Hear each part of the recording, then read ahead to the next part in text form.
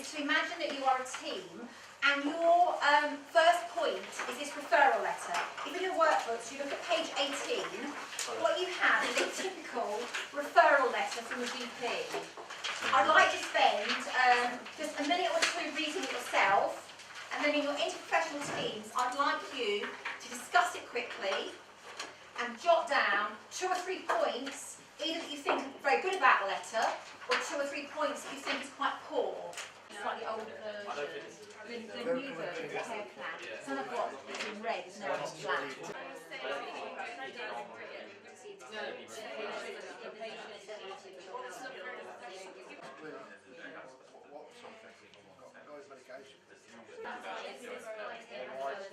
Okay, you're the single assessment process team. You've read this letter. So let's have a quick whiz through. Let's start here.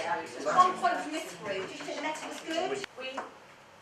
We thought the community mental health team are going to see a lot of 78-year-old men over the past 6 months. So we need to know more about who this patient is. You know, what is your suspicion that he's suffering from, or what is the diagnosis? What are we working with?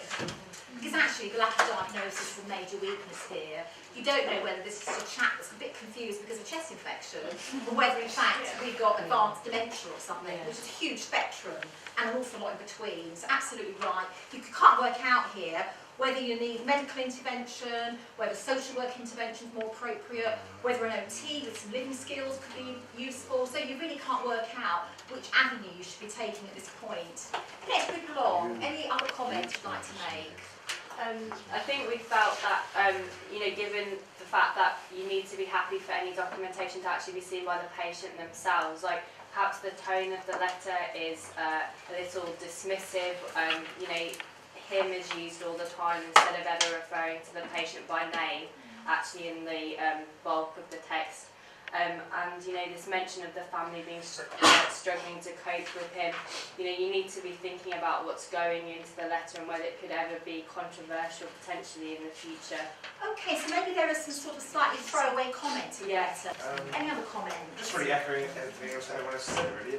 It's not very professional, as Catherine said. There's all this sort of talk about him and and the family struggling to cope with him, like he's some sort of thing that needs to be sorted out, given some more medication. He hasn't been to see the patient at all. The whole letter's not worded correctly. There's words all over the place. It's just not a very professional letter, really. Okay.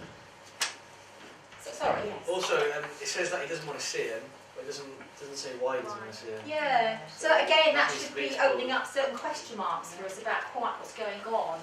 What's going to happen now is Helen, I think, is going to hand round some care plans. They've got them on the chairs. I've turned them the reverse side. If you turn the care plans over, what you will see is that Mr. Azuria had a care plan completed 6 months ago. Okay? So what I want you to do is I want you to see what was written 6 months ago. There are 2 purposes. The first purpose is to see what was assessed and what was said.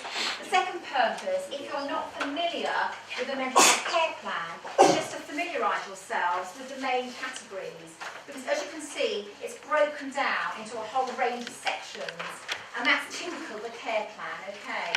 So I'd like you now to spend, in fact, up until lunch now, we're going to be asking you in your groups, discuss each section, fairly quickly, and particularly jot down on the care plan what information is lacking, or what you think the initial assessment has not really identified properly for you.